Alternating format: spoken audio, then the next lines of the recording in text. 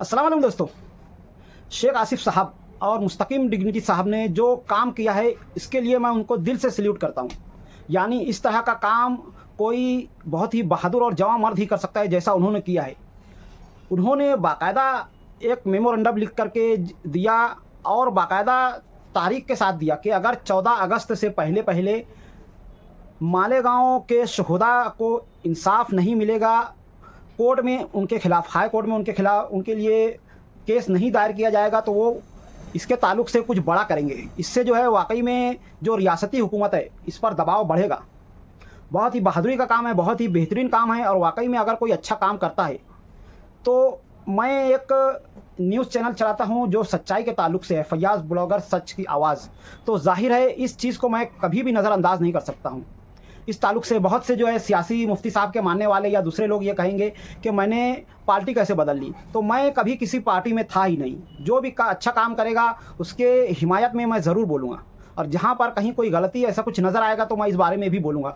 और वाकई में इस वक्त शेख आसिफ साहब और मुस्तकीम डिग्निटी साहब या यूँ कहिए कि माइनॉरिटी डिफेंस अकेडमी जो है इसके ताल्लुक से मेरा माइनॉरिटी डिफेंस कमेटी के ताल्लुक से मेरे दिल में उनकी इज्जत बढ़ गई है, क्योंकि उन्होंने वाकई में ऐसा काम किया है जो पूरे मालेगांव के शहरियों की, मुसलमानों की आवाज़ है, पूरे हिंदुस्तान के मुसलमानों की आवाज़ है कि जिस तरह से 2008 में भगवा आतंकियों ने बम ब्लास्ट किया मालेगांव शहर में और उनको इंसाफ नहीं मिला, उनको सज़ा नहीं मिली। इस ताल्लुक से हर कोई ये चाहता था कि कोई ऐसी आवाज़ बुलंद करे और इस काम को माशाअल्लाह शेख आसिफ साहब ने और मुस्तकीम डिग्निटी साहब ने बाखूबी अंजाम दिया है। और इसके लिए मैं तमाम मालेगांव के मुसलमानों की तरफ से उनको सैल्यूट करता हूं कि उन्होंने वाकई में ऐसा काम किया जिसकी इस वक्त शहर को असद ज़रूरत थी। और इतना ही नहीं, उन्होंने पुल के उस पार हुए जश्न के ताल्लुक से भी बाकायदा खुल करके बात की और इस पर पुलिस कार्रवाई का मुतालबा भी किया। बहुत ही खुशी की बात है और इस ताल्लुक से मैं वीडियो भी चलाऊँगा जिसको आप अच्छी तरह से देख करके समझ सकते हैं कि किस तरह से उन्होंने बेबाकी से बिना डरे हुए पूरी बात कही। इसके साथ ही साथ मैं ये चाहूँगा कि तमाम मालेगांव के जो वासी हैं और तमाम मुसलमान और तमाम गैर जानिबदार हमारे हिंदू भाई, वो ऐसे लोग जो इस तरह के जुलूस में शामिल थे और नफ़रतें फैला रहे थे, कौन कौन है ये बात कोई ढकी छुपी नहीं है, बाकायदा वीडियो में आए हुए हैं और कैंप के फेमस लोगों में से है। इन लोगों का बायकाट करना चाहिए, इनकी दुकानों में से ख़रीदारी बंद होनी चाहिए ताकि उनको एहसास हो कि भाईचारगी को तोड़ने की सज़ा मिलती है। कानूनी कार्रवाई तो उन पर जो होगी, कानून अभी ज़िंदा है और इसकी मिसाल जो है उनको ज़रूर मिलेगी। अब आप ये वीडियो देखिए जो शेख आसिफ साहब ने कही थी और उनकी सच्चाई को दिल से महसूस कीजिए। पहली डिमांड हमारी है कि राज्य सरकार ने हाई कोर्ट में साध्वी प्रज्ञा सिंह ठाकुर, कर्नल पुरोहित, इन लोगों के खिलाफ में अपील दाखिल करना चाहिए मुंबई हाई कोर्ट में। पहली डिमांड है। और दूसरी डिमांड हमारी है कि जो मालेगांव शहर में ब्लास्ट हुआ और निर्दोष मुक्त हुई साध्वी प्रज्ञा सिंह ठाकुर, उनके समर्थक जो गांधी पुतले के पास में जो उन्होंने जल्लोष किया, जश्न मनाया, उनके ऊपर मालेगांव शहर पुलिस ने कार्रवाई करना चाहिए। मुंबई ट्रेन ब्लास्ट हुआ, वो मुसलमान थे, उनको निर्दोष मुक्त किया गया। देश में एक भी मुसलमान ने जश्न नहीं मनाया। लेकिन अगर मुसलमान जश्न मनाता था तो यही सरकार, यही पुलिस देशद्रोही का गुनाह दाखिल कर देती थी। देश से गद्दारी का इल्ज़ाम लगाया जाता था मुसलमानों पर। लेकिन यहाँ पर दूसरी बाजू में जल्लोष किया जाता हिंदुत्ववादी संगठनों के माध्यम से और उनके ऊपर कोई कार्रवाई नहीं, उनको छूट दी जा रही है। इस तरीके का जो सरकार के दबाव में प्रशासन काम कर रहा है, तो हमारी यही डिमांड है, उन पर भी कार्रवाई हो।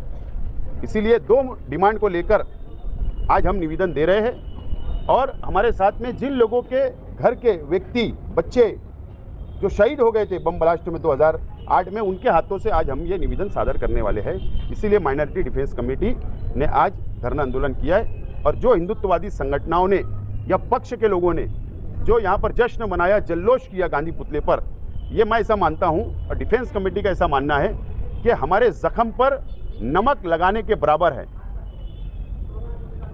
दो समाज में तेल निर्माण करने के माध्यम से इस तरीके का काम किया गया। ये शहर की एकता, अखंडता, भाईचारा को खत्म करने का काम किया गया। इसके ऊपर पुलिस ने और शासन ने कड़क कार्रवाई करना चाहिए, हमारी डिमांड है।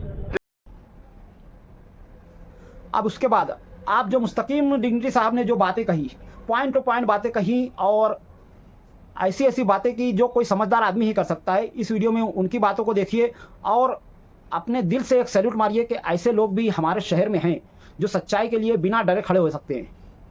सितंबर 2008 टिप्पू चौक बम ब्लास्ट पूरे शहर ने देखा, पूरे देश ने देखा। उस वक्त कुछ लोग भगवा दहशतगर्दी के नाम पर गिरफ्तार हुए और उनके पास जो उस वक्त हेमंत करकरे साहब ने तफ्तीश की तो उसमें ये आया कि हिंदू राष्ट्र के नाम पर कॉन्स्टिट्यूशन को नहीं मानने के लिए इनकी कई मीटिंगें हुई, कई साजिशें हुई, इनकी कॉल रिकॉर्डिंग थी।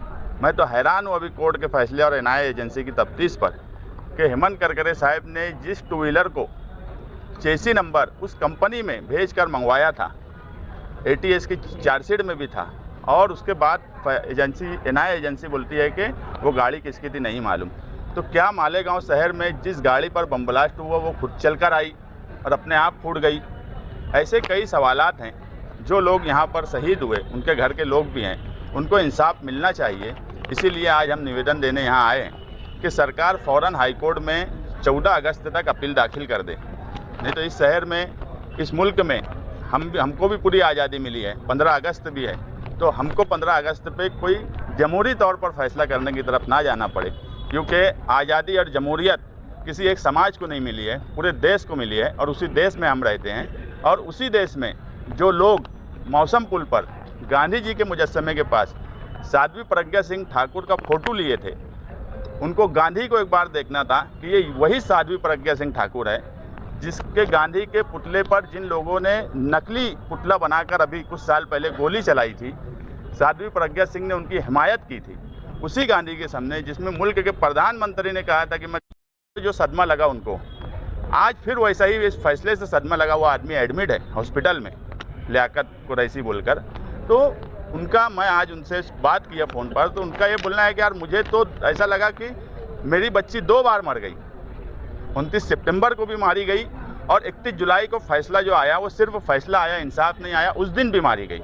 तो सरकार ऐसे गंभीर मामले में जिसमें देश की सुरक्षा का सवाल हो, उस पर अपील में जाने के बजाय वो भगवा दहशतगर्दी की सफाई देने का अगर काम कर रही है, तो इसका मतलब यह है कि सरकार का कुछ ना कुछ पर्सनल इंटरेस्ट एजेंसियों पे दबाव का हर हाल में रहा होगा। नहीं तो फ़ौरन अपील में जाने की बात होना चाहिए थी। सरकार को सफाई देने की क्या ज़रूरत है? इसीलिए हमारा ये निवेदन है, आज हम माइनॉरिटी डिफेंस कमेटी की तरफ से आए हैं कि 14 अगस्त तक सरकार हाईकोर्ट में अपील दाखिल करे और जो लोग मारे गए हैं, जो लोग जख्मी हुए, उनको इंसाफ दे। तो आज की वीडियो में आप हमें बताइए कि इस बारे में आपका क्या ख्याल है, कमेंट में ज़रूर बताएं और इस तरह की और वीडियोस के लिए हमारे चैनल से जुड़े रहें। तो आज की वीडियो में इतना ही, मिलते हैं अगली वीडियो में, तब तक के लिए खुदा हाफिज़। अस्सलामु अलैकुम वरहमतुल्लाहि वबरकातुहू।